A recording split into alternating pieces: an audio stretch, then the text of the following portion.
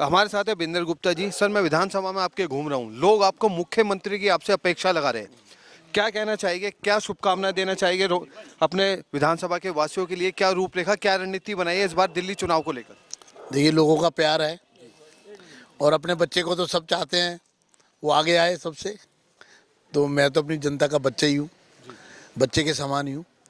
बाकी ये है कि चप्पे चप्पे में रोहिणी के 28 साल से मेरा दिल का नाता है, भावनात्मक संबंध है मेरा यहाँ के लोगों से। मुझे कोई डांट भी दे तो मुझे लगता है कि नाराज़ भी हो जाए तो वो लगता है कि वो नाराज़ नहीं होना चाहिए। मैं किसी की बात का बुरा नहीं मानता। अच्छा सर, पार्टी अगर आपको एक बार फिर मौका देती है तो इन 5 सालों में आपके क्या एजेंडे रहेंगे, क्या परिवर्तन होने चाहिए? सबसे बड़ा परिवर्तन तो दिल्ली में भाजपा की सरकार बननी चाहिए। पहला, एक मुखी सरकार होनी चाहिए मोदी जी की छत्र छाया में। मैं तो लोगों से कह रहा हूँ कि आपने 3 बार देश दिया है मोदी जी को।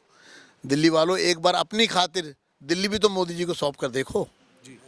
आपकी सपनों की दिल्ली हम बना के देंगे, पारदर्शी सरकार हम देंगे, मोदी की गारंटी के साथ आएंगे। मोदी की गारंटी जिस सरकार के साथ होगी, एक मुखी सरकार होगी, एक दिशा में चलने वाली सरकार होगी। दिल्ली देश की राजधानी है, यूनियन टेरिटरी है। यहाँ केंद्र के साथ मिलकर चलने से दिल्ली का विकास संभव है। लेकिन ये जो तू मैं झगड़े, आयुष्मान भारत योजना रोक दी।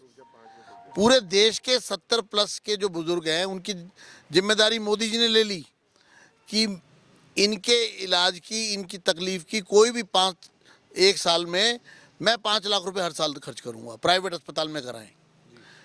और बाद में उनको माफ़ी इसलिए मांगनी पड़ी कि पूरे देश में लागू हो गई और उन्होंने कहा कि 2 राज्य है, बंगाल और दिल्ली में मैं इस योजना को लागू नहीं कर पा रहा क्योंकि यहाँ के मुख्यमंत्री उस पर हस्ताक्षर करने को तैयार नहीं है। सर, एक अहम सवाल, आम आदमी पार्टी ने सबकी अपनी लिस्ट कर दी है जारी, भारतीय जनता पार्टी कब तक करेगी अपनी? हर पार्टी की अपनी रणनीति है, अपनी योजना है।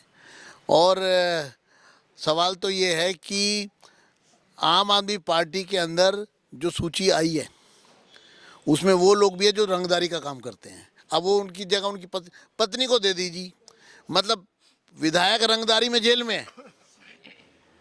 आप देखिए, तो सवाल ये है कि जिसने अपनी बहू को, अपनी पत्नी को कुत्ते से कटवाया, प्रेग्नेंट को, उसको भी टिकट दे दी। एक बार नहीं 2 बार दे दी, लोकसभा की भी दे दी। और अपने घर में अपनी महिला सांसद को पिटवाया। ये महिला सुरक्षा की बात करते हैं। इनके यहाँ सिर्फ ये दिल्ली का ये हाल इन्होंने किया है कि सरकार तो हो गई कंगाल। 10,000 करोड़ का लोन मांगा 1 महीने के लिए। सोचो, वो 10,000 करोड़ रुपए जब वापसी जाएगा तो 40,000 करोड़ के रूप में जाएगा। इतना इंटरेस्ट पड़ेगा उस पर 15 साल में। तो दिल्ली सरकार हुई कंगाल और इनके सारे विधायक हुए माला माल। और शीश महल में केजरीवाल। वाह। चलिए सर, विधानसभा के चुनाव को लेकर क्या संदेश देना चाहिए? मैं सभी से ये कहना चाहूँगा कि एक मौका बीजेपी को दीजिए। हम आपके सपनों की दिल्ली बनाकर देंगे। दिल्ली का विकास होगा। UER2 आप देख रहे हैं, रोहिणी के नज़दीक जो UER2 बना है उसमें भी रोड़े अटकाए गए। लेकिन अब दिल्ली, रोहिणी से मुंबई पहुंचने का सिर्फ 11 घंटे का सफ़र है।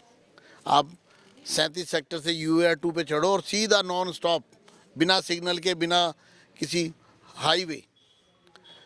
RRTS आ रही है, मेट्रो का रिठाला से अब कोंडली तक कर दिया गया है। अभी प्रधानमंत्री जी बहुत जल्दी उसका श्री गणेश करेंगे, उसके निर्माण कार्य का।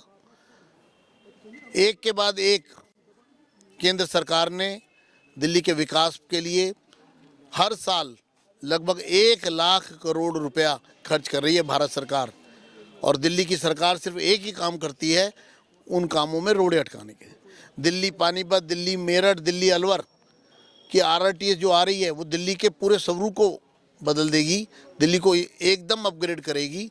और मैं तो यही कहूँगा, हमने रोहिणी के स्लम बस्तियों का पुनर्वास किया। हर फ्राइडे को कादम्बरी वाली रोड को रोक के, और वहाँ पे 5,000 लोग नमाज पढ़ते थे। 25,000 रोहिणी की सड़कों पे लोग शौच के लिए जाते थे खुले में। लेकिन हमने उनका पुनर्वास किया और हमें गर्व है कि हमारी रोहिणी नंबर 1 थी, नंबर 1 है और नंबर 1 रहेगी। ये थे वीरेंद्र गुप्ता जी हमारे साथ। और वीरेंद्र गुप्ता जी ने जो एक बात कही कि भारतीय जनता पार्टी जो है दिल्ली में आ रही है और यहाँ उनका स्वागत चल रहा है। एक खांचे का सौंदर्यीकरण किया गया है। अब चुनाव नज़दीक है, देखने वाली बात यह है कि दिल्ली की जनता इस बार किस पर विश्वास करेगी, ये दिल्ली का फैसला है। फिलहाल के लिए इतना ही। आप देख रहे हैं सनसनी रिपोर्टर, कैमरामैन चंदन कुमार के साथ मैं आपका अपना रोहिणी।